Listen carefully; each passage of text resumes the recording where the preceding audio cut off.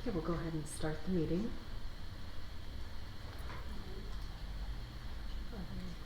All right, everyone, please rise for the Pledge of Allegiance.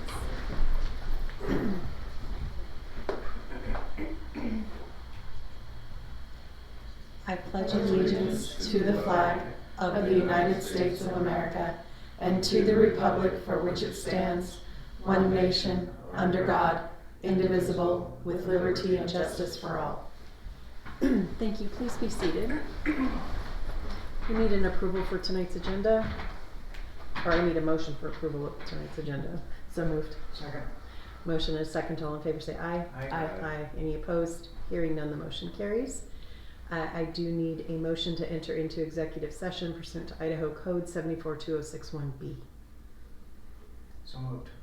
Second. We need a roll call vote. Chair Thompson? Yes. Vice Chair Bain? Yes. Trustee Quimby? Yes. And Trustee Jones? Yes. Okay. On that note, we shall be in executive session.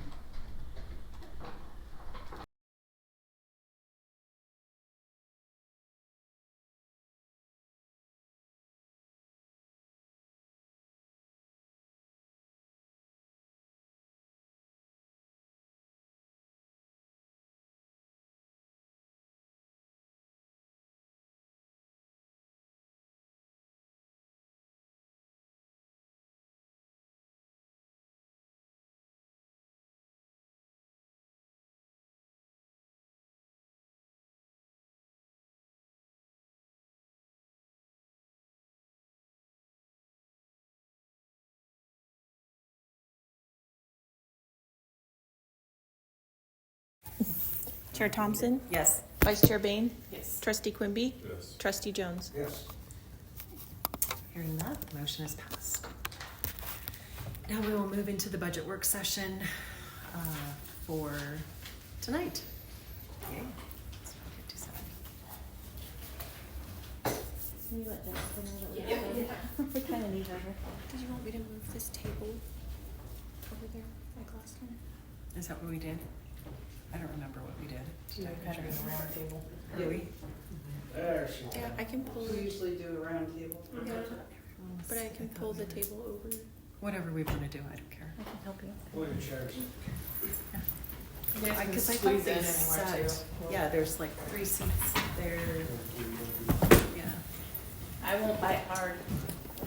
Somebody can be sit in Ramona's seat. She's not here. I can pull this table over there too. 3 people can sit over Yeah. here.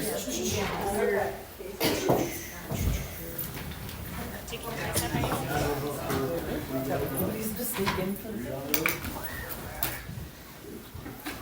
And nobody can say, well, Ramona said it. It's like, Ramona, you girl here. Let's sit in by each other. Nope. Fancy chair. Karate chop.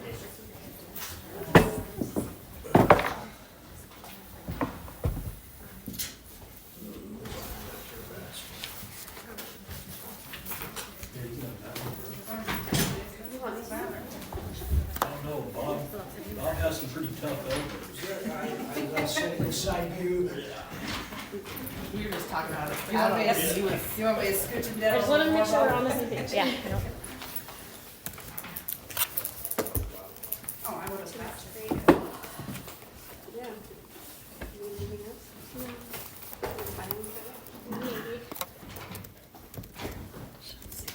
All right. Which document are we starting with? Are we ready? We're ready.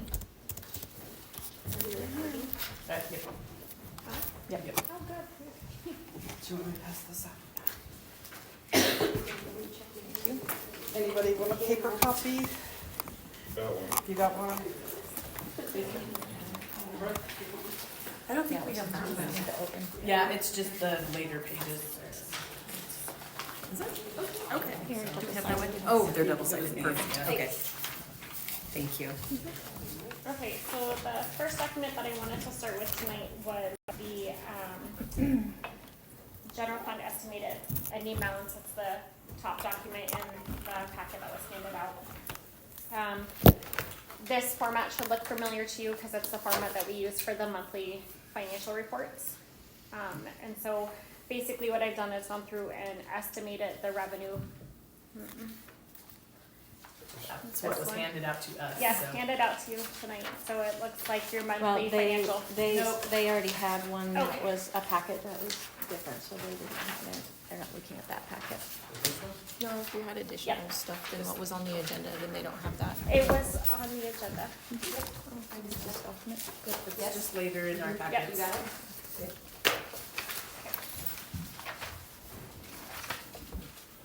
So this, like I said, should look familiar to you. It's the same format as our monthly financial report.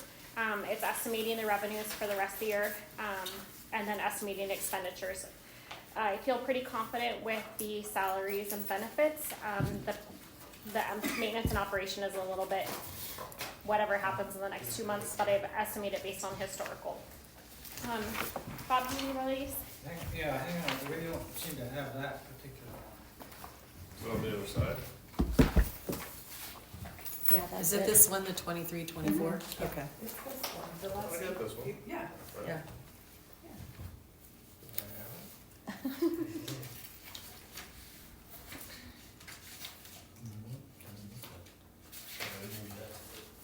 That's it. Yeah. That You're just page missing and the the first ones. page. No, He's that's got it. front to back, so it's Okay. just, he's just gotta find the front part of it. Oh, Sorry. nope, you're good. If you'll remember, we did come in to the fiscal year with a smaller fund balance than we had initially budgeted the previous year.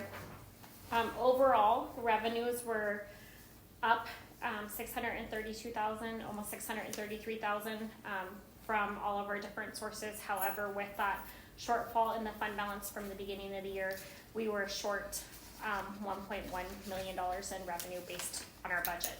I do want to point out a couple things in the revenues. Property tax revenue, you'll see that I'm estimating that we're going to be under by $818,000. If you'll remember, we received $1.7 million in property tax relief funds. We had to first apply those to our bond payment, our bond levy.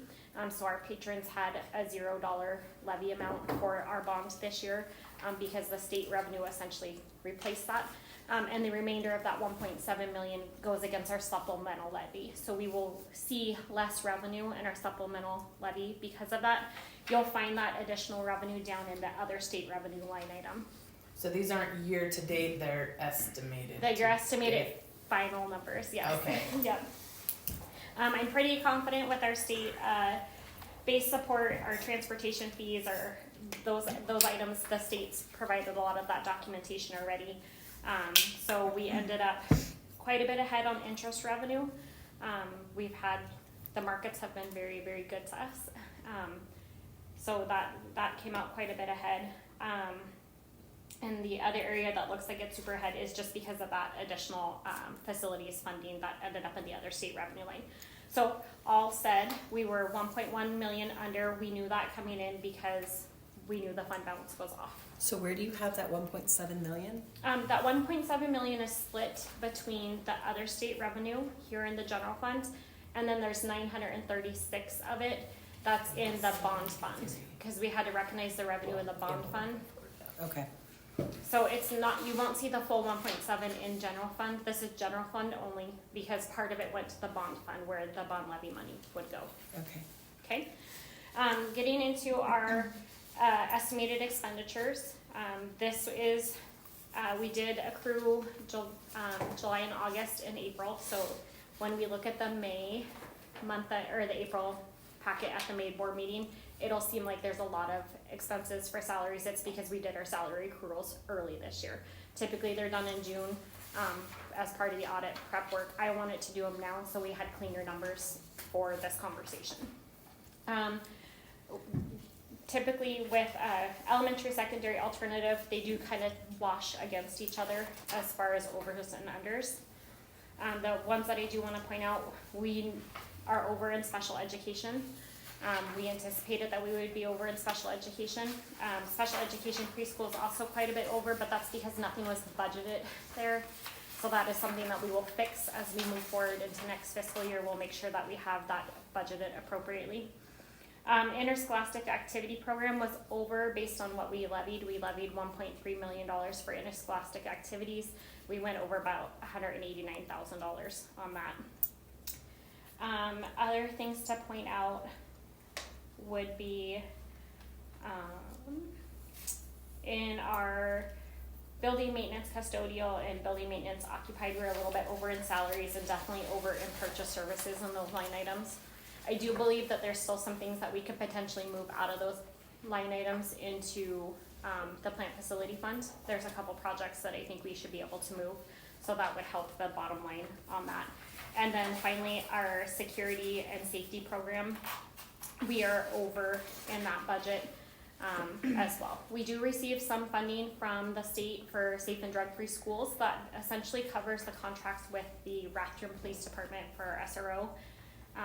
But we were over based on our contracts and our salaries in those budgets. How much? Were About we- $125,000 based on what we said we would use from the levy. No, how much did we receive for the funding that you said? It's about 64,000.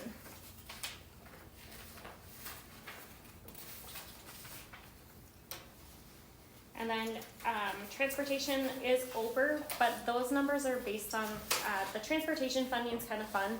We do a fun transportation report every year, and it's always a year behind. So we budget basically what we received the prior year for the next year, and so we budgeted $1.5 million for revenue this year, but we got 1.7 because of our reimbursement from the state. So next year when we budget, we'll budget at 1.7 because in theory we should get similar to what we received this year.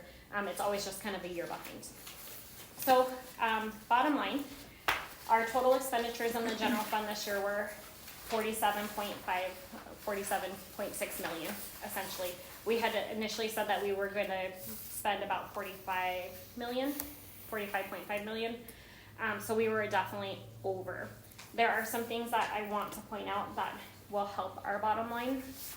We have some additional literacy funds that we need to transfer expenses out of the general fund into Fund 242. So the state provides literacy funds for our K-3 enrollment and K-3 literacy.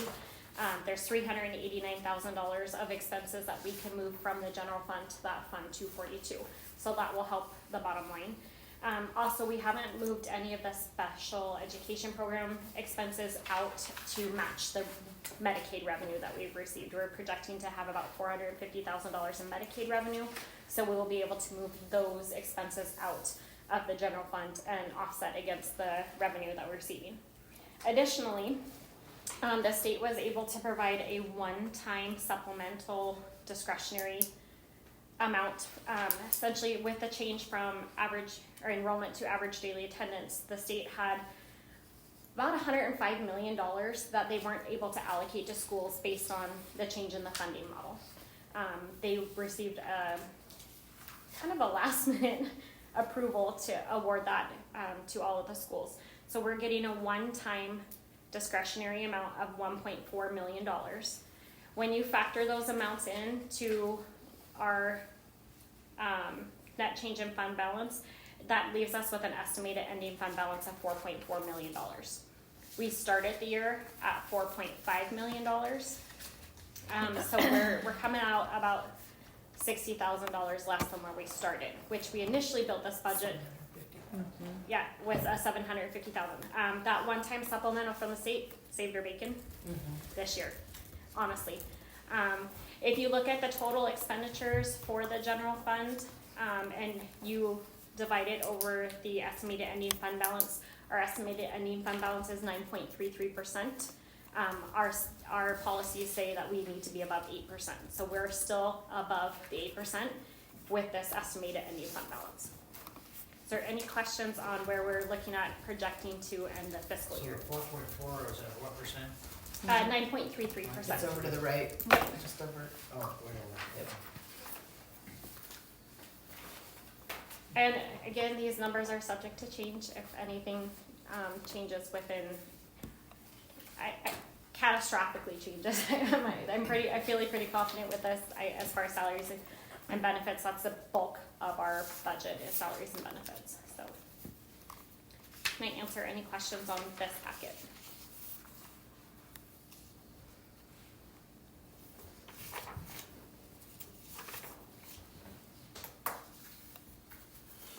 So we're over 144 in special ed. It's about 1.2 between special education salaries and benefits and the special education preschool. But again, we're gonna be able to move a portion of that out because we have that Medicaid revenue, so it ends up being about 650,000 that we're over in special education.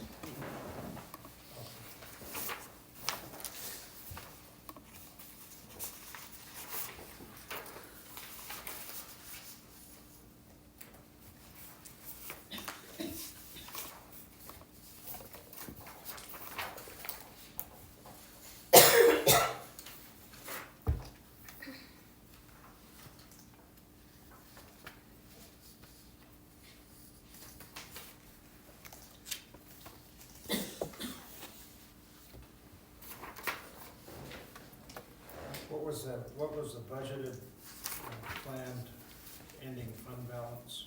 Let me pull that up for you. It's a little bit wonky because we had it with the wrong number, Bob, because we started the year with a 6.5 as the estimated. Give me just a second, I can tell you.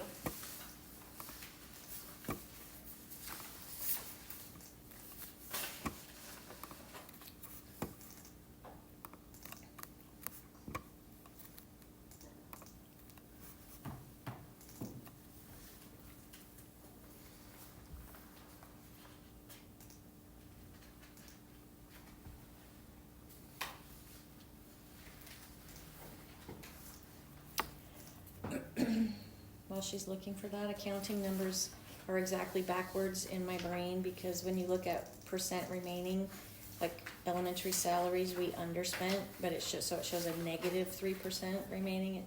In my mind, it should be a positive 3%. It's So- underspent, so. Right, I know. Sorry. Just, I just know we're gonna have patrons who are looking at that and. That's why I never made a good account. So I know, it's not intuitive. based on the 6.5 that was budgeted for the beginning fund balance, we were supposed to end at 5.5. You have to factor in the, Okay, what's on here for the fiscal year budget is 6.287. right, okay, so So you're saying- 6.287. Okay, Yeah, so the 6.287, we have to factor in the amount that we were short based on overspending from the prior fiscal year, which is the 1.778.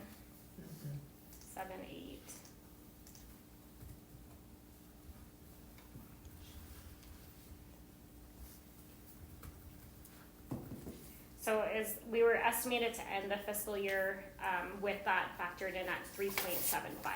So ending at 4.4, again, that additional one-time supplemental money from the state is what brought it up. Yeah. Absolutely. Right. Put us back. So when it's all within said our and policy. done, with the transfers and with that 1.4, that leaves us with a fund balance which is above our Yes. policy recommended. Right. In spite of the fact that we. It's not above, it's within our range, cause our range is Well, 8 to it's 16 above the and, minimum. yeah. Yes. So we're within where we should be based on board policy. Right. Mhm. Yes. Don't panic yet. Oh, just wait, I got some more documents to show you. Yeah. All right, so if there's no other questions on this one, I'd like to move to the next packet, which is that supplemental handout. So it's the one that's a supplemental handout with the blue Looks like corner. this. Okay.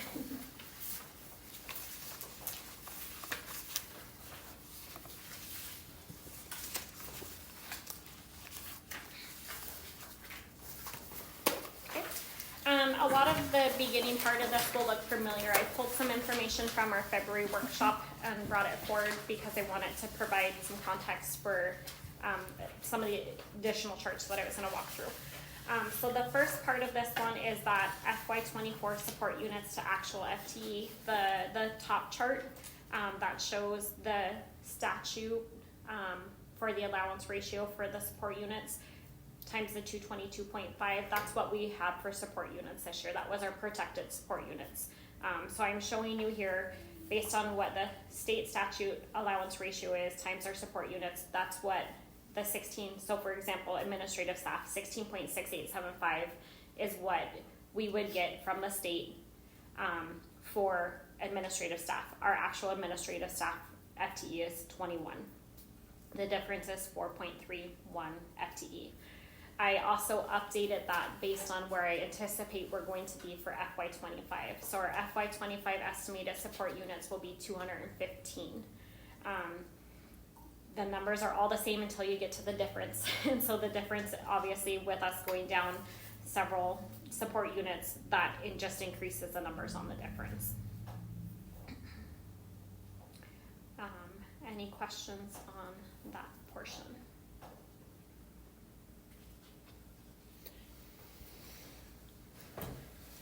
So because of the reduction in anticipated support units, the number funded by the state will be less Correct. than the current year. Yep. So this year, for example, for instructional staff, we essentially had, we had 263 in the general fund that were instructional staff, or 262. The state was funding us basically on a weighted average for 227. Yeah, so the difference there is 34.8 FTE. Yeah. Again, that's on a weighted average, which Yeah. we'll get into that in a couple slides because it's not one-to-one funding. It's a weighted average funding. And that will drop to 219 next year. Yes, it'll drop to 219. 215. Or 215, but 215. 219 FTE from the state. So we're using support units at 215.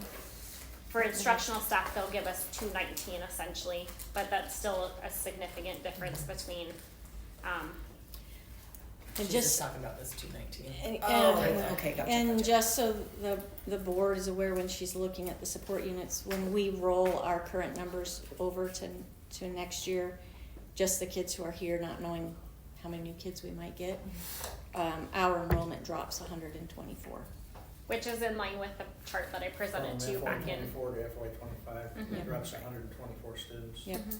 We're graduating large senior classes and bringing in continuing to bring in baby kindergarten classes. Right, so I guess my first question would be, if our numbers are dropping, why are we still having the same amount of staff if our numbers are declining? And that's part of like the Yeah. budget conversation. Okay. Mhm. Yep. We're not, yeah, we're, Yep, we need to get closer to what the state's funding us for, Correct. especially if we would like to move away from having to have such a large supplemental levy. We definitely need to get more in line with what the state's funding us for. Right. So the next page on this, I just wanted to point out, this is also from the February workshop. This was when we talked about protection. I had estimated that we would be short in state revenue by about 215,000. I'm happy to say that we were actually only short in state revenue by 196,000. So we did come out a little bit ahead there, not enough, but I did want to say that we were pretty darn close there. So that was basically when we went from, the budget was initially built with 225 support units. When we went to the 222.5 protected support units, we had estimated that would be a hit of 215,000. It was only 196,000 instead. The next page again is from the February workshop. It just walks through kind of where we were at that snapshot in time as far as positions. That's this one? Yep. Okay.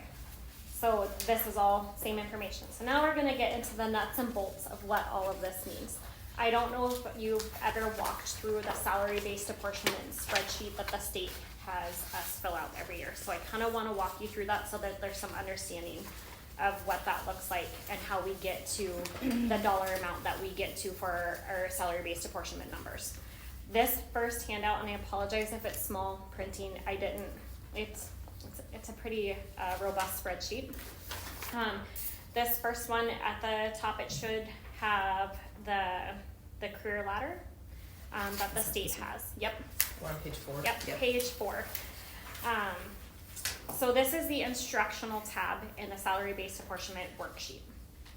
We essentially take every single employee that we have that's certificated staff, and you'll notice I have 271 here. That's because we did have, I'm looking at FY25 numbers and making sure that I pulled everybody in.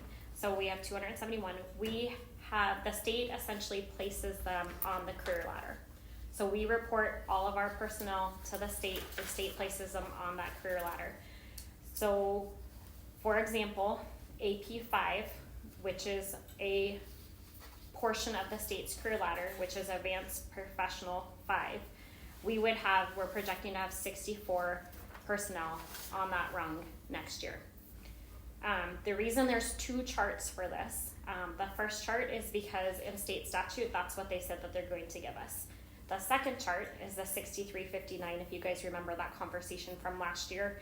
The state didn't put that into statute, so we still have a separate table for it. They're not giving us additional money this year, but they did allocate that 6359 that they allocated last year to keep us whole there. So that was the money last year, remember, that we were required to give for raises, and they didn't give us 6359 for all 271 staff. They gave it to us for the number of allocated staff, which comes from that other table. So for whatever reason, they didn't just put the money into the career ladder where it should have been. It's a separate allocation, so that's why. And the allocation was authorized again for this year, which is why they didn't combine the tables, because they didn't put it into statute. So we're going to continue to have these 2 separate tables until they put that 6359 into statute. So essentially, this chart, what I've done here, it takes into account our attrition and retirements. We had people that I'm anticipating will replace at R1, which is residential 1, versus coming in at 8.5. So we had a couple retirements that were definitely 8.5 that will replace, if we do replace those positions, at a lower spot on the career ladder. If you look at... just really quickly, I just want to make sure that I'm right. So in the table on the top left, where it says salary apportionment, and it has 8.5 and it's showing 63,000, that includes the 11,500? No, so Okay, that's on the 6350. Well, yes and no. On the 6359, if you take the 69,359 on the 8.5 and subtract it from 57,859, that's where you're getting the 11,500. It should be the same difference on both sides. Wait, what am I subtracting it from? So you take AP5 6,300? and subtract it from P5. Oh, gotcha. So essentially the APE schedule that we've had, the AP, that's built into this. We do not receive separate funds from the state. It is built into this career It's ladder. part of the funding mechanism. It's not a direct flow through. The other thing to point out on here, the BA 24 and the MA stipends. Okay, hold on a second. Yep. Because you're throwing a lot of numbers and people are bouncing around and I'm a little lost here. So the APE money that we've been talking about passing through directly to teachers Staff. because they've earned it based on their performance. What you're saying is, well, It's part so of then that number. but if it's part of this number that we're required to pay them, then they are receiving it. But Well- yes, Okay.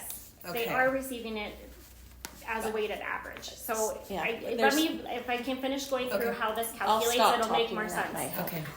You're fine. Go slow for us slow people. I will go slow. I'm sorry. So basically, we take our 271 employees, certificated instructional staff, multiply them across their rung on the state's career ladder, and that gives us essentially their salaries. So that's the total salaries of 16 million there. The next part of it is you look at their advanced degrees, so BAs and MAs. They take that number and they carry it over. The last part of it is the OS certificates. These are our CTE certificates, so we get some funding for CTE certification. It's a small amount, $17,490, but that also gets added in.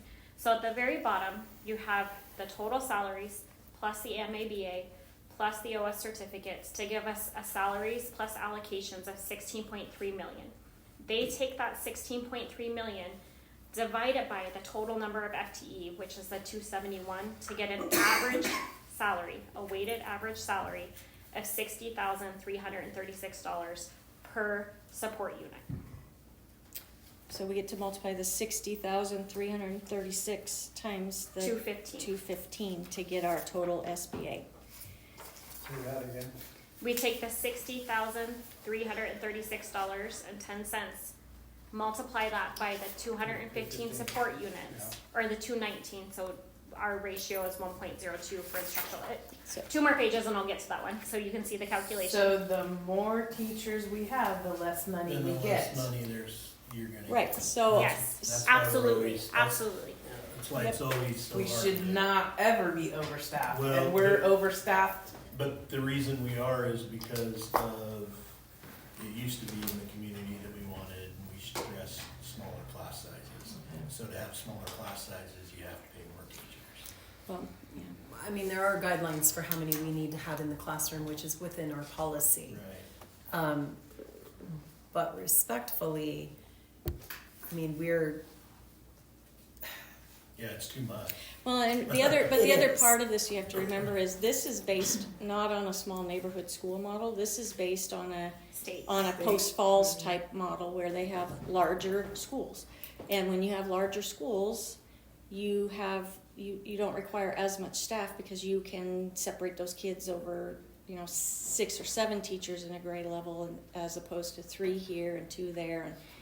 And you end up needing more staff when you have smaller neighborhood schools. So we're going to struggle to get down to 219 and maintain the class sizes that we have in the district policy. Those two things are pretty much mutually exclusive. Any questions on the instructional tab? I'm gonna take you to the pupil services tab next. So the pupil services tab, we do the same thing that we did on Which page is the, that? it's page 5. We do the same thing that we did with our instructional tab. We take our current pupil services staff, they're placed on the state's career ladder, they multiply it across, we get a weighted average for them as well, including the MABAs. So that's $61,280 per pupil services staff. Page 6 goes over the district admin index. It's a little bit different than our instructional and pupil services. This one basically takes our admins, we have 21 of them, and places them on a matrix, a table, and then that gives us a factored index. Page 7, which doesn't have a number on top, and I apologize, but I had to save it as a PDF to get it in here because it was way too big to take a screenshot of. I love the size in this one. I'm sorry. It's a good one. I tell you, this spreadsheet is it's so much fun.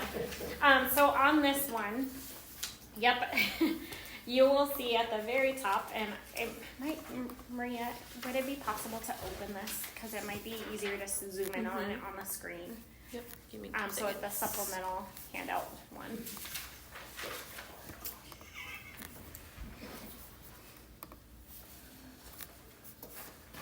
So page 7. 1, 2 back. 2 back. Yep. That one. If you can zoom in on that one for me, if possible. More. Maybe. It's so small. See if it will fit. Okay. I don't think. Okay. So That's good. if you look at the top of this one, you can see that district index pulls forward. So that 1.65361 came from the district index tab. Our 215 I'm on the upper right hand corner, sorry, on the right side. So the 215 is our estimated midterm support units. Our instructional pupil service staffing percent, there's a chart that we use. 9.5% is basically what we always use because that's where we're at. So bringing it back to the left-hand side of the screen now, if you're looking at the staff allowance ratio, that is where the state statute, it kind of correlates back to the first page of our packet. That state statute says that for administration, we get 0.075 of a support unit for administrative staff. And so that's, you take the 215 times the 0.075, and that gives us 16.125 FTE for administrative staff. We have 21. Multiplying that across the district index with the base salary, essentially for the salary-based apportionment, if you go all the way far over to the right-hand side, we'll get $1.1 million of salary-based apportionment for our administration staff. Instructional, it's the same thing. We take the 1.02, multiply it by the 215 to get 219.51. that 219.51 is multiplied by that weighted average salary. So we're only getting $60,336 for 219 teachers. We're not getting the full one-to-one amount. That 60,336 includes APE, and it includes the master's stipends and the BAs.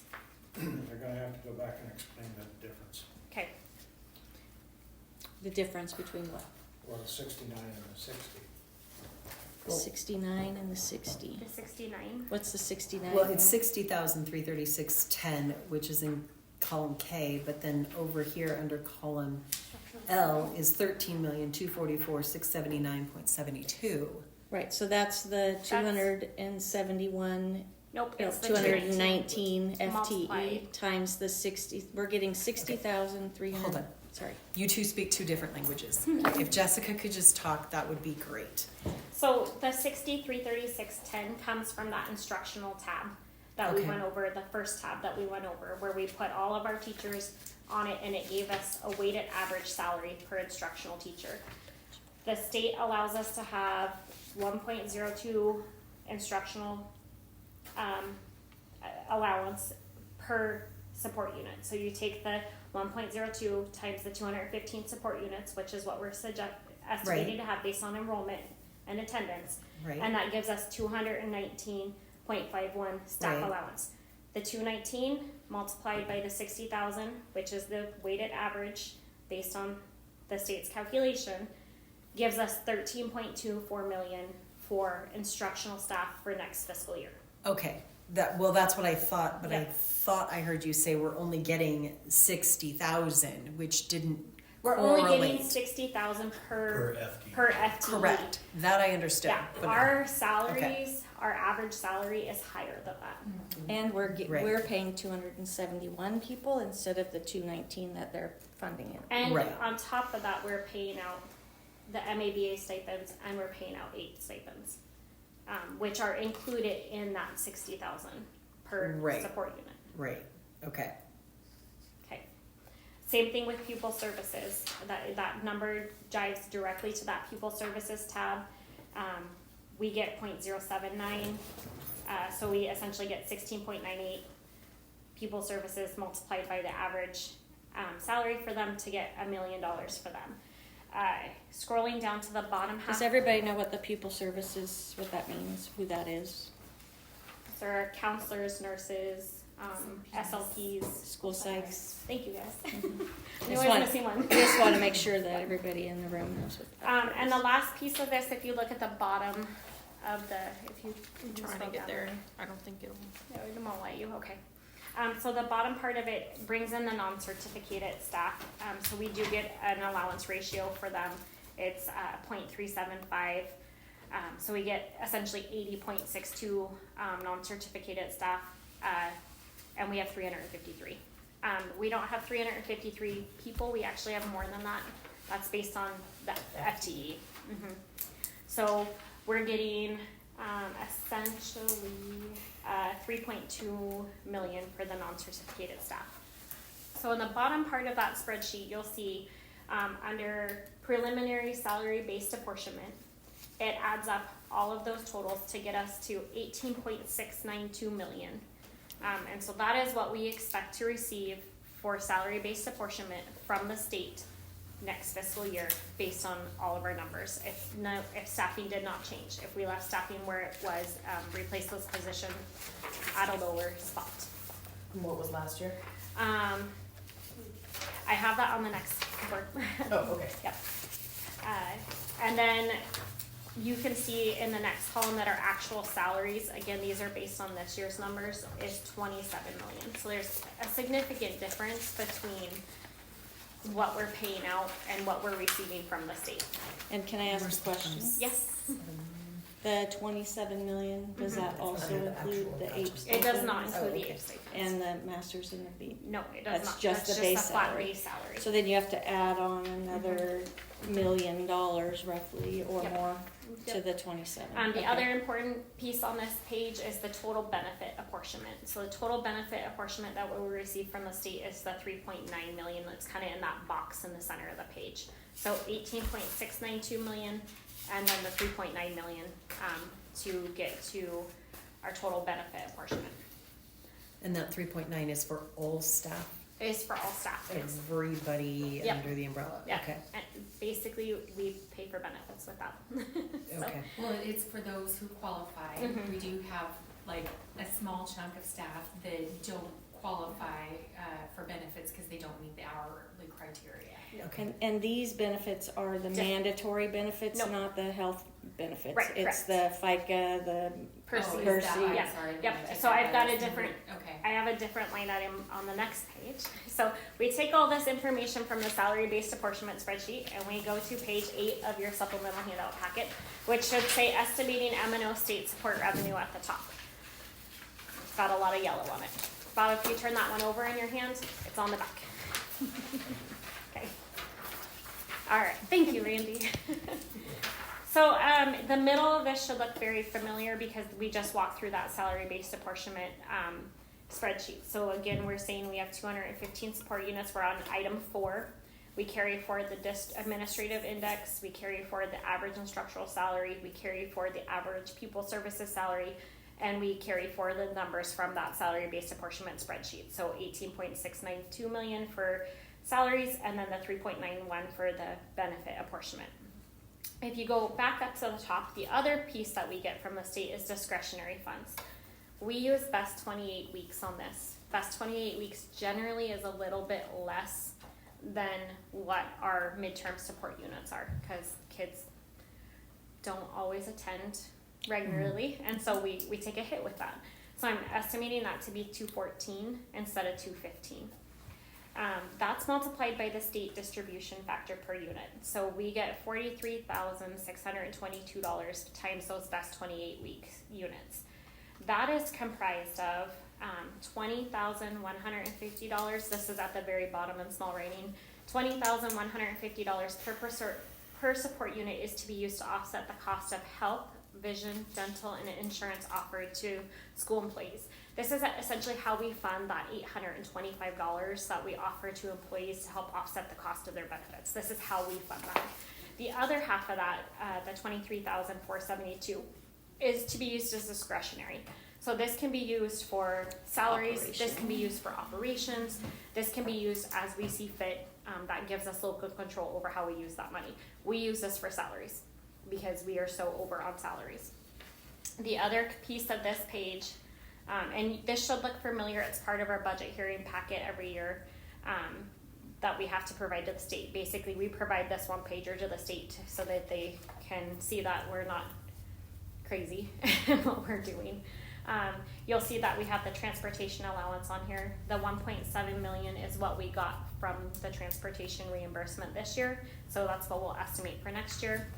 We also have some small amount for revenue in lieu of taxes, so we get a little bit from agricultural equipment tax replacement money, and we get a little bit from personal property taxes. So just a yep. point of clarification, under transportation allowance, that's where we pay our transportation department Right. personnel. Which is why I didn't have that 44. If you remember in February, I kind of had them off to the side because we get a separate pot of funds kind of for transportation. We do have to supplement with our supplemental levy because it's not always enough. What we get from the state's always a year behind. So if we have increases, the state's a year behind on those increases. So it's not always quite enough to cover transportation. So when we go, I just want to make sure that we're all super clear. So when we're talking about the non-certificated employees and the total number that we had, which was 353. That does not include our transportation people. So we actually have more non-certificated than the three. Where's that 350? On the salary base, the really That tiny, really tiny tiny writing. the one in your hand right there. Yep, that 353, if you look at the top against non-certificated, kind of that last line under pupil services, that's where that number is at.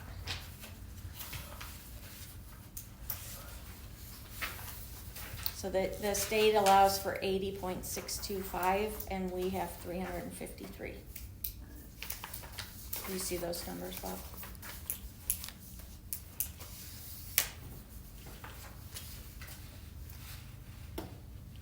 Okay. Okay. So the last piece before we move into the FY25 that I wanted to go over, Brooke did a great job kind of putting together a scattergram of where we're at with salary placements this year. So this is that last page, so page 7 of the handout in the little blue corner. This is thank you, Randy. You're my Vanna tonight. This basically looks at our salary matrix not compared to the career ladder, but it basically takes all of our employees and places them in our cells against what our current salary matrix is for instructional staff or certificated staff. So you'll see to hit that instructional average, that $60,336, that's roughly step 13 or cell 13 on our matrix. We have 133 employees above that spot. Additionally, I want to point out that the APE placement and the MABA is also part of that $60,336 that we receive. So not only do we have our salary matrix, that we have these separate things that we're paying out that are factored in to that salary-based apportionment. They're not separated. We do not receive separate money. It is just part of that allocation. So we do not receive a 1-for-1 for anybody for an MABA. We do not receive a 1-for-1 for anybody for APE funding. It is all part of the matrix, and it is part of that weighted instructional average that we receive. So just so that we are kind of thinking about numbers, real numbers. What was the allocation for 6336? 6336 times 11. So for those 11 people who are at the very bottom of rung 25 at the 76,378, we are getting from the state for those 11 people 663. We're not even getting that though. Well, that's the 60,000. But we're not getting 1-for-1 because that is based on 200. Okay, so let's pretend it is 1-for-1 Yeah. because let's just pretend that for a second because the numbers are stark. So if we were getting 1-to-1, that for those 11 people, we would be paying 660. Well, if they were getting the 60,000, it would be 663,696. If we just calculate that 76,378 times 11, that's going to cost us $840,158. So that's almost a $200,000 difference for those 11 people. Not including the APE stipend. And if we add the APE stipend and then assume that those 11 people all have a master's degree, which may or may not be true, but I put it in there.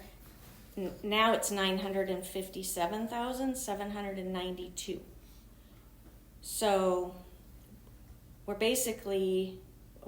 allocating all of those stipends basically twice because the state put them into the salary schedule, the funding mechanism. And then we're giving them again on top of what we're paying them, which is already significantly higher. So this becomes it's going to be problematic for us moving forward. So that's a difference of almost $400,000 for 11 people. But now, if you didn't have the APE funds, wouldn't that $60,000, because then you'd have to rate everybody at a P5, correct? Well, So then the state is actually giving extra money because the APE funds are allowing the state to give you more money based on those APE funds, right? Otherwise, we'd be P5, but in turn, that would lower the $60,000. Exactly, and we would get. But still, Right, you're getting the extra money because of the 8 funds. Right, But but we're we're not giving getting- it all to one person, and it's not coming in that way. And the other And we're not part, getting it one for one. right, the other part of that is, like, to move from an R3 to a P1, the state doesn't move you there unless you meet the criteria. Yeah. And then to go from a P5 to an AP1, the state doesn't move you there unless you meet the criteria. And so if we were doing it the way the other districts were doing it, where you just teach and then we're identifying where you're distinguished and you're just doing what you've always done with your IPLP, the money still comes because we're demonstrating that you're distinguished. It's just how it's being distributed. And what is becoming a little bit problematic is that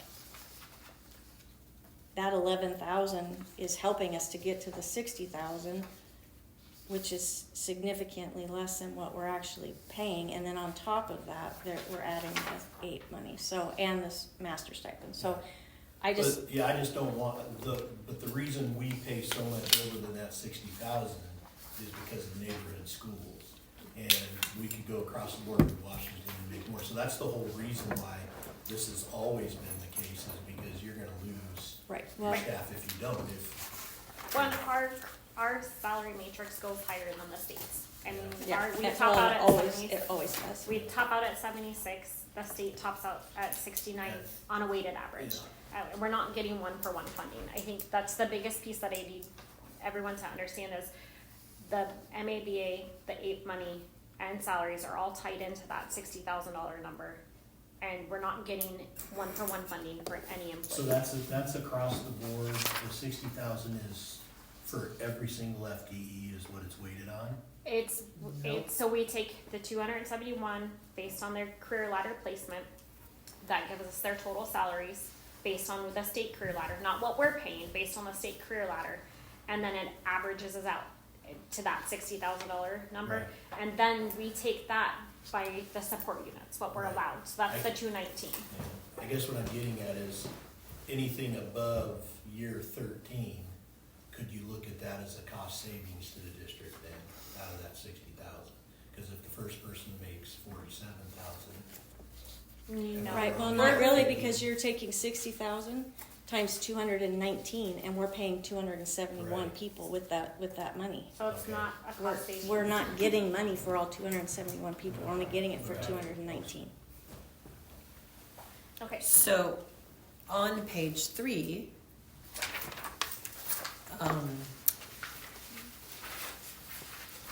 we've stipend out $1,265,767.50 to for the BA plus 24 and Yes. for the MA. Yes, so we're paying above and beyond. We're paying base salary, Mm-hmm. and then we're paying above and beyond for those. Okay. Because the base salary actually includes those dollars. What we get from salary-based apportionment includes those dollars. We pay those out in addition to what we're paying for base salary. Okay. Are there any other stipends? Because you mentioned The This- OS certification. yeah. They're very, very minimal. Yeah. It's 17,000. Those do pass through to our CTE. right, but what Yeah. I'm asking But is that goes on in- this stipend list that you gave It goes us. into the cert stipends, just under that stipend certified. It's All in that 4 of line them, or just the certified? Just the, Certified? yeah, and it, please know, it's a very, very minimal amount, so that 254 that's sitting there, it's in there, but it's a minimal amount of that stipend line. Yeah. So 254 is not the OTC It's, or it's, whatever. it's in that line item. I get but it, it's in multiple that, and things. you're saying it's small. Yep. What I'm saying is it's not 254,000. No. Okay. No, cause it's only 17,000 that's being factored into the weighted average District. Okay. district-wide. But we do pass those through. And the reason that it's such a small number is because we only have the 5 career technical educators who are actually in our schools. The rest of our career technical educators are at K-Tech. Okay, I and they're understand not that. part of that. And I get the 17,000 that's being factored in. What I'm Mhm. asking is how much are we paying out? Roughly the same. The 17,000, okay. So can I ask for just clarification as well? So, we keep referencing the 60,336 that the state has as our average salary. So for anybody who is only, like, we have 68 people down at the 47,000, so the state still pays us on our average salary, the 60,000. Right. Right, but we're paying 271, but they're only giving us money for 219. Which is only 80%. Yes. Yeah, it's, So, we're yeah, so being they're, funded so you, if they were funding 271 at that, then yes, there would be a savings at the front and you could apply it to the end. That's not what's happening. Yes. Okay. So in order to get to that point, Connie, we have to start cutting back on staff. All right. I was just seeking clarification Yep. that that's, even if they're a cell one. Yes, everybody We're is. getting the It's 60,000. part of how we get to the 60,000, really. And I want to clarify that our salary matrix does not match the state career ladder. Yeah, So- yeah, not everybody knows that. All right, so last packet for you this evening, the nuts and bolts of the conversation tonight is our FY25.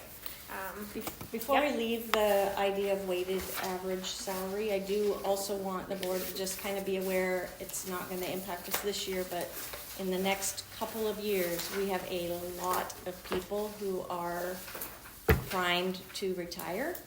And when lots of veteran people all leave at once and we bring in new people, that shifts our weighted average lower, because we don't have those veterans at the top end of the salary schedule. So that dollar amount becomes lower as a result of that. So we're now on this fun packet here with the green. Last packet, I promise. Ours that we got tonight doesn't have that. Which one? The FY25 this was the change one in that was on funding. Ours is turned the other way. Okay. I was trying to make it bigger. Thank you.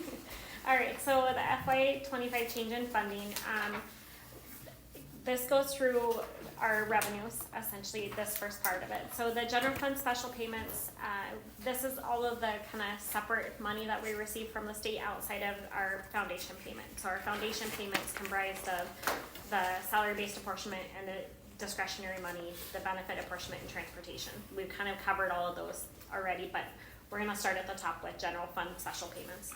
These are little, I wouldn't say little, they're pockets of money that the state gives us through, Categorical grants. thank you. So content and curriculum, we typically get this. There was a change in statute this year, so the state hasn't quite determined how they're gonna allocate this for next year. We know we'll receive some funds, but it's a pretty small amount. So I don't have a dollar amount to put in there yet. It's really small. For most of the rest of the line items, I anticipate that because we do have a decline in enrollment, we will be receiving a little bit less money next year due to that decline. So I'm estimating for our special fund payments will be short about $53,000.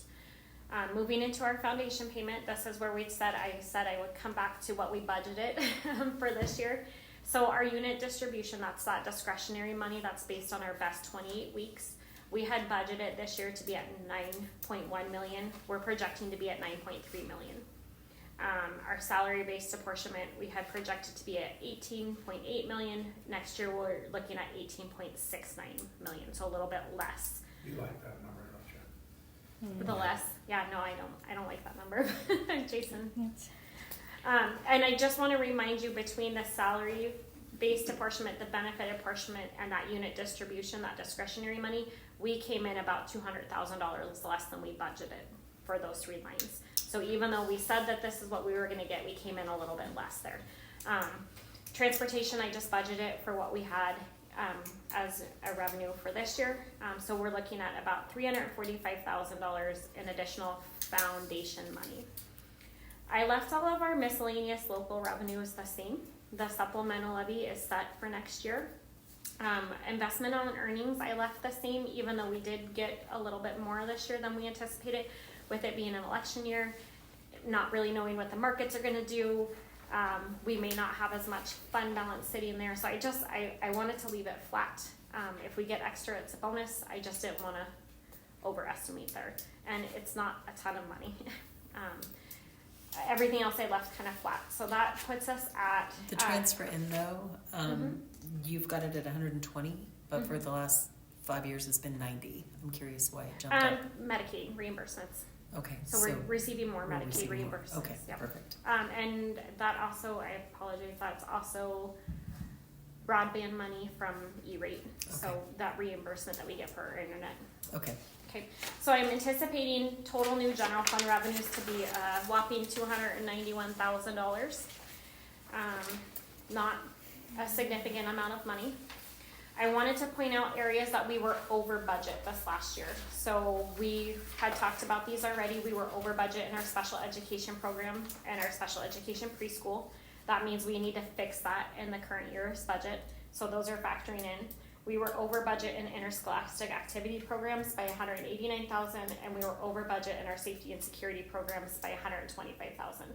So total new money for FY25 for the general fund is a negative dollar amount, negative $795,535. The last part of this is our adds to the budget, things that we know were going to happen no matter what. Our liability insurance, that's our ICRIMP coverage, it's going to go up. The amount that we had for our contents in our buildings based on square footage was low. So if we did have a catastrophic event, we would potentially have been underinsured for contents. So we did have to make some adjustments there. I will have a true number from ICRIMP tomorrow. Not today, tomorrow. So I'm estimating that to be at $45,000 increased in our liability insurance. Our state insurance fund increase, this is our workman's comp. We had a 13% increase last year. I'm estimating it to be similar this year. We'll have that true number next week. Yep, so we're getting close to having some good numbers on these. And then the Percy rate increase, if nothing changed with our salaries this year, if everything froze exactly where it is, that Percy rate increase, the employer portion, would be about $231,000. So we're looking at a budget deficit of $1.1 million for next year. if we left everything. If we left everything exactly the same. So, it's a lot of information to digest. Looking at this as How a, long did it take you to put all this together? a while, and there might have been There a were lot of tears. There was a lot of tears. I just remember we've only had about an hour to digest it. Yeah, I know. Right, yeah. Can you repeat all that? She just put a lot of pressure on herself because she was feeling like she's the CFO, so she's fully responsible for all of this. And we actually rolled up our sleeves today and just started brainstorming. And we have lots of ideas that we'll bring to the board, ways to trim that back. But she did appreciate the fact that it wasn't just Jessica trying to figure this out. So we all came together as a team. It's a beautiful piece of work, it really is. Oh, thank you. It would be more beautiful if there was a positive. I would love positive numbers next year, but my recommendation, or I guess my ask for this is, as a district leadership team, we would like to come up with recommendations for where options, essentially, of where we think these cuts could take place. We're working as a team to come up with that. I'm working with admin next week to make sure that we have everybody has a voice in how this plays out. I do think that it's doable to get to the point that we don't eat into fund balance. I think that there are things that we can do. Knowing that we have to publish, I need to get everything to the quarterly press to publish for our budget hearing by May 17th. I'm hoping that we can have a final budget work session / board meeting where we can approve those recommendations that can be put into the budget so that we can finalize our budget in advance of our budget hearing. I know I wish I could have brought them with us tonight, but it's going to take a lot of elbow grease to try and get us out of this deficit. If we were to do this, we would end up, if we were to leave everything exactly as it is and we eat into fund balance by this, our fund balance would drop to 7.33%. We don't want to be there. I'm assuming we do not want to be there. We want to be at least above the 8% that we said we would be in our policies. So our goal as a district leadership team is to come together and provide those recommendations, those options to say, these are where we can have some savings, these are where we are going to make some cuts, and ultimately have the board say, yes, that makes sense, move forward with those options.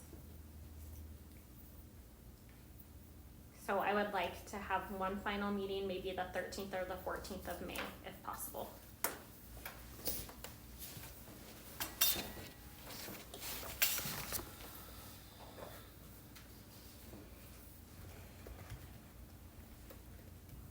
Trying to keep in mind everybody's fun schedules right now. I know.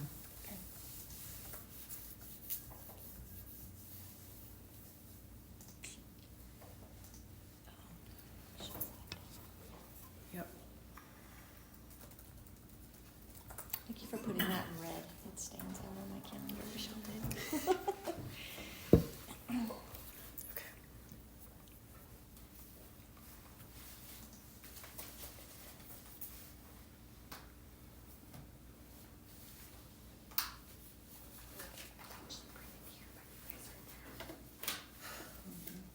We could potentially bring it to the May board meeting. I just, in order to publish for the May board meeting on Friday, I wouldn't have the document ready. And so that's my concern. We're meeting with admin team on Monday. I wouldn't be able to have that finalized document to you until Monday evening. So if we're okay with making an amendment to the posted agenda to include that updated document, we could do that potentially. I just know Lisa will not be at the May 8th board meeting. Right.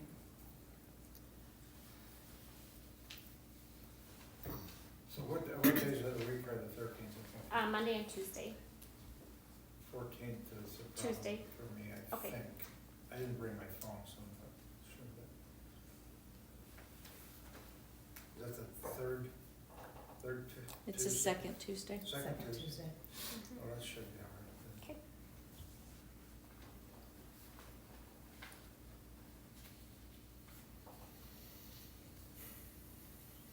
Yeah, it should be all right here then.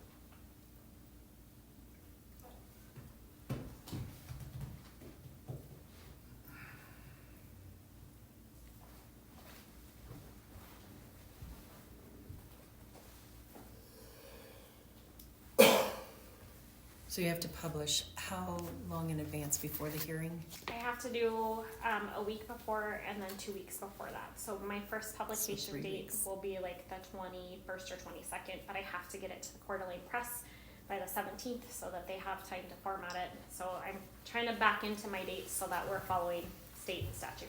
Right. No, I understand.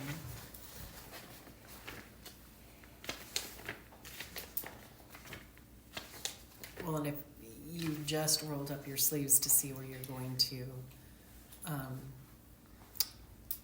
work within the budget to decrease it, is that enough time? It's absolutely enough time. Because, We have a It lot of was- ideas. okay.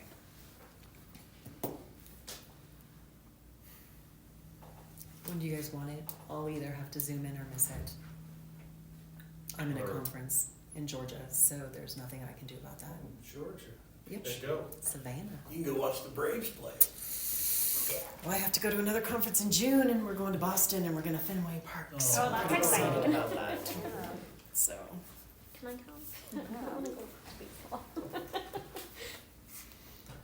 I'm good with either day. you need to know. I'm Me good too. with either one. What do you want? Good. At the board's discretion, I'm fine with either. Monday. Monday. Give you The 13th. Yep. Just give me more.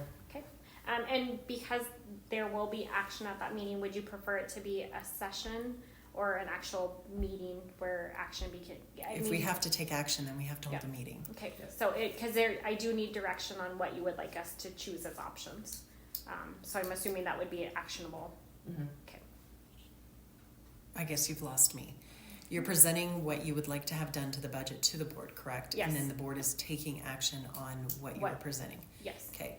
And if the board wants to make corrections, changes, modifications, etc., that will occur at that board meeting? Yes. Okay. So it would need to be a board meeting? Yep. I just Alright. wanted to clarify, I Yeah. need Perfect. actionable direction. Okay. Is that at 6 o'clock? Yes. Can I provide any additional information? I'm sorry for overwhelming you, but I wanted to walk through that salary-based apportionment spreadsheet. I don't know if you've had the pleasure of walking through that in the past. The pleasure, I like the way she puts things. Pleasure on it.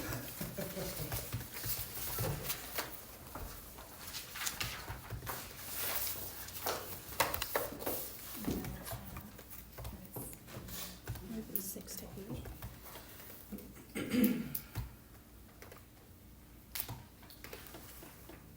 Can I answer any additional questions?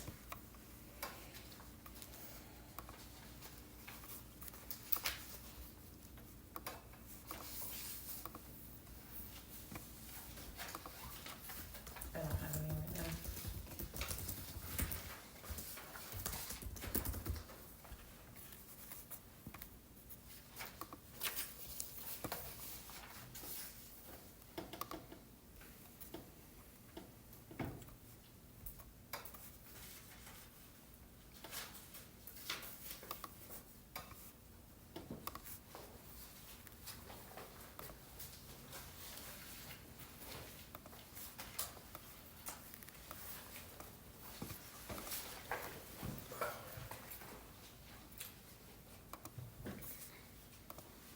Are there any thoughts or considerations you wanna throw our way as we're kinda working through this? Is there something that you'd like to see?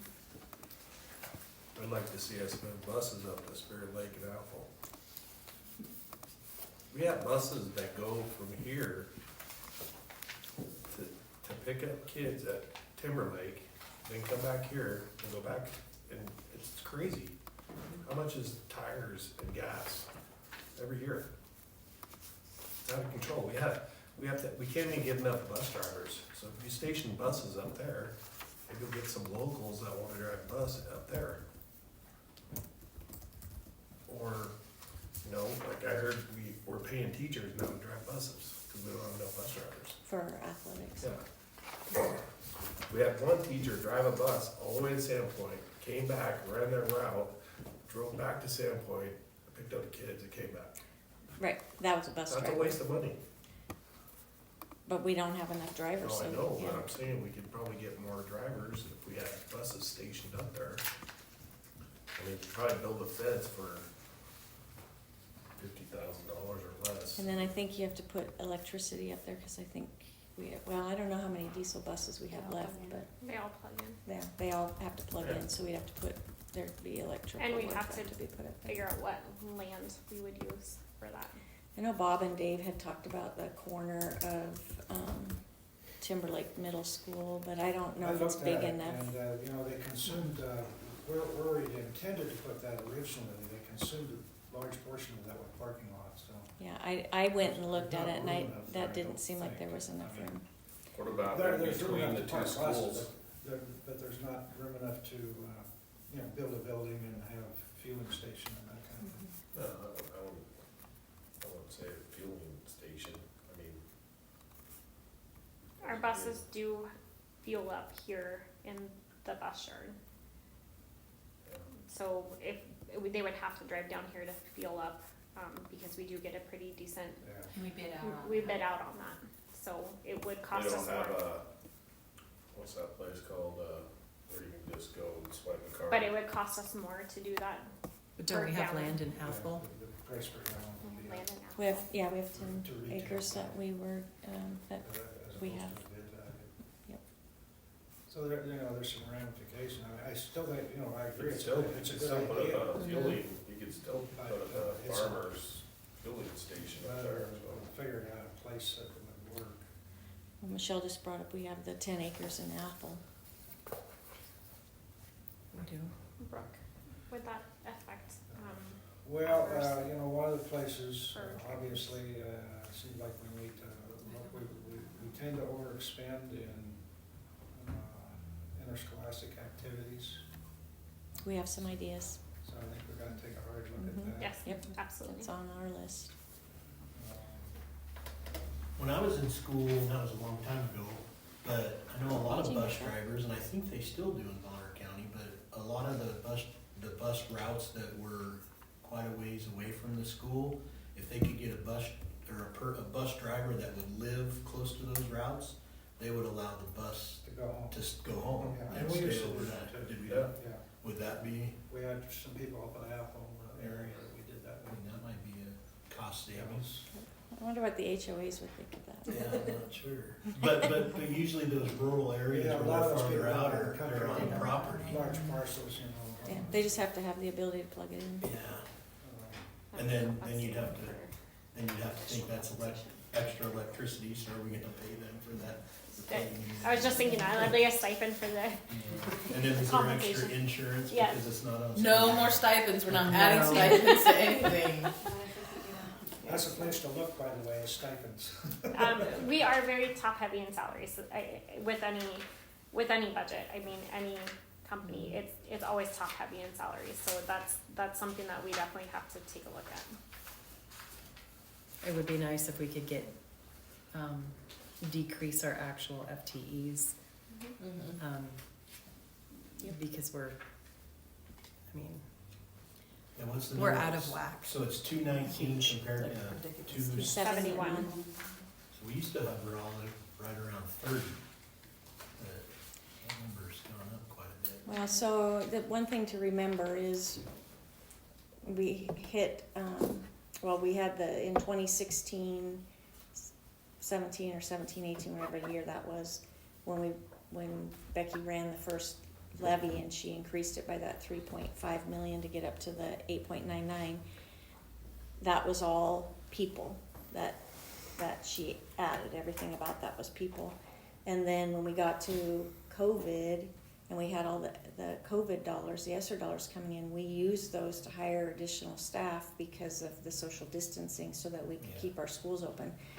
And then we had COVID dollars. We kept using those. And Brian kept telling us, we're going to get to a cliff where the ESSER dollars are going to go away and we're at that cliff. And so we don't have those dollars anymore to fund those staff. So we have to be able to peel that back. But we also didn't have, prior to 2020, we didn't have board policy that had our class sizes as low as they are. So that's the other part that we have to try to work through is. Well, I suppose I don't understand why if you're having small neighborhood schools and you're having classrooms with 20 to 30 kids in it, are you really achieving the goal of a small neighborhood school?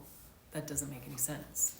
Right, I'm just saying if we're gonna cut staff, class sizes are gonna go up. That's just the reality. Yeah. Well, they, So- you know, they may, but maybe not to the extent that we're worried about, because, Yeah. I mean, we Right, lose, no, if we lose 124 kids next year, that's smaller class That sizes. is But- smaller class But sizes. I was looking at the way it's spread out and it's not, I mean, 2 it's, kids a classroom. right, yeah, it's not that simple, So, but, you know, if we look at attrition, obviously, both certificated and non-certificated. Yep. We're seriously over in classified staff. Yep. Thank you to special education. Welcome. But anyway, How do we, because I know with a lot of the special ed, if a kid just needs a one-on-one, we have to provide that service. You know, I mean, you can't just say no, right? So is there a way to where we could go 1 to 2 kids?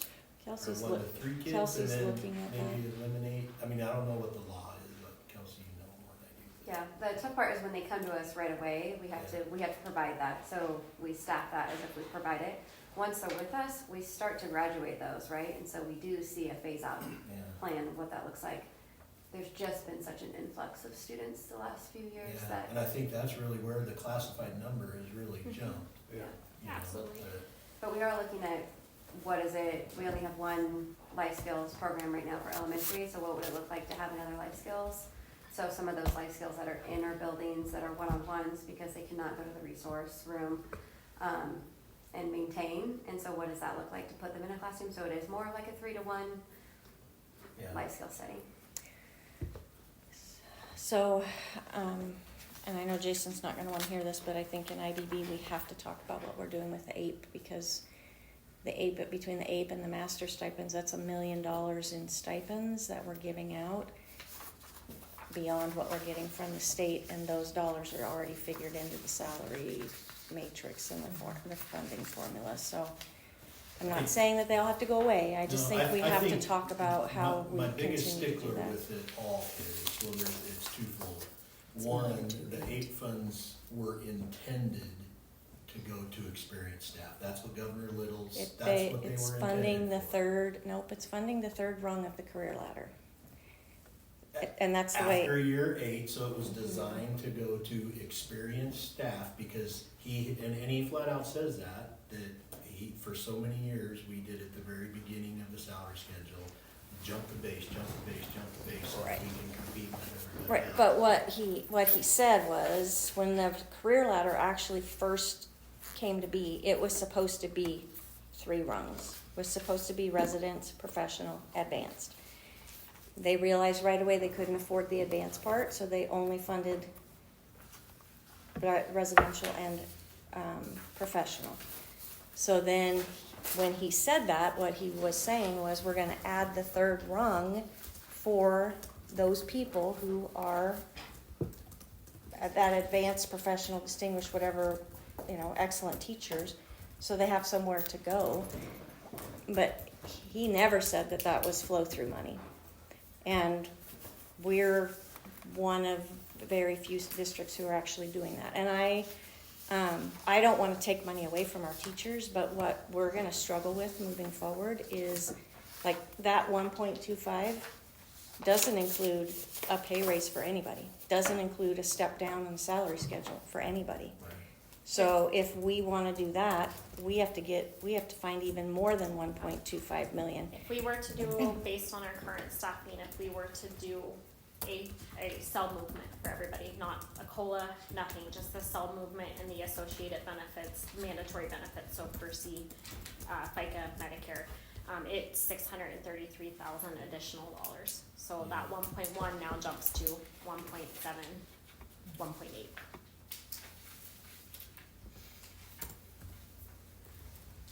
Right, so I just think we're gonna have to get, Is that just certified staff?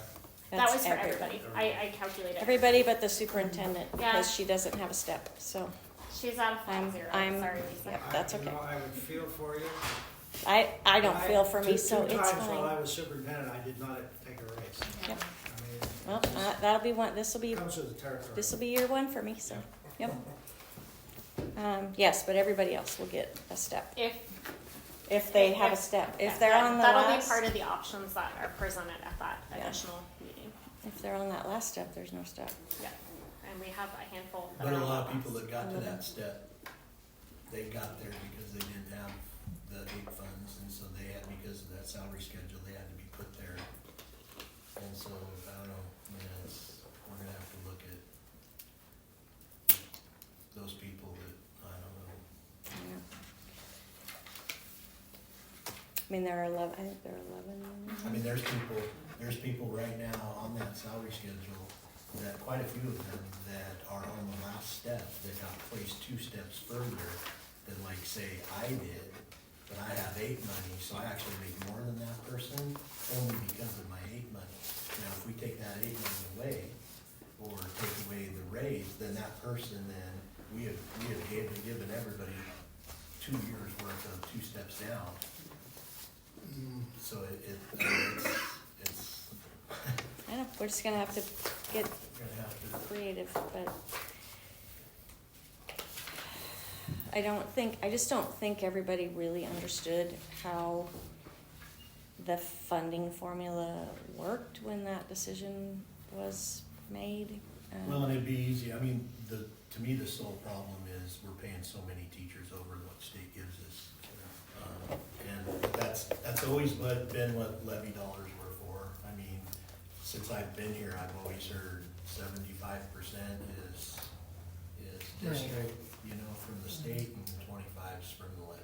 Mhm. And so, there's a lot of different, But But even, we also but didn't even, have curriculum coming out of levy dollars, and Exactly. we needed to provide our Yeah. teachers with curriculum, so. yeah, see, that's just one more thing, Yep. Yep. It's And that's gonna it's a be, huge There are a animal. lot, there are a lot of pieces to it. Yeah. and, but even with the $9.52 million in there, we're $1.25 million short.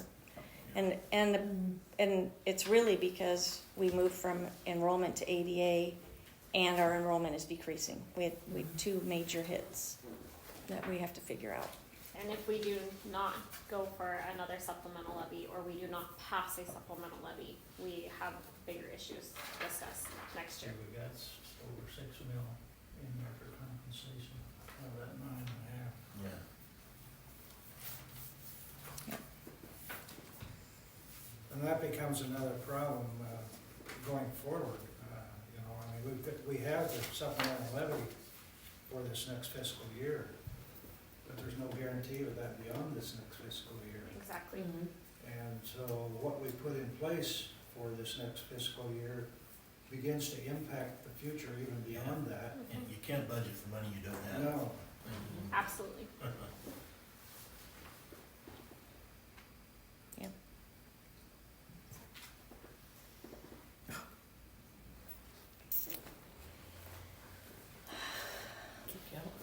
Well, I went to calendar, yeah, and then it was like, oh, you don't need to be there anymore. So thank you for your patience as Jessica went through all of that. Sorry for all the interruptions. I just wanted to make sure that we were hitting the salient points. There were some things that we needed to make sure we talked about. All right, well, if there's no more questions or conversations to be had, all right, go ahead and end the workshop at 7:21.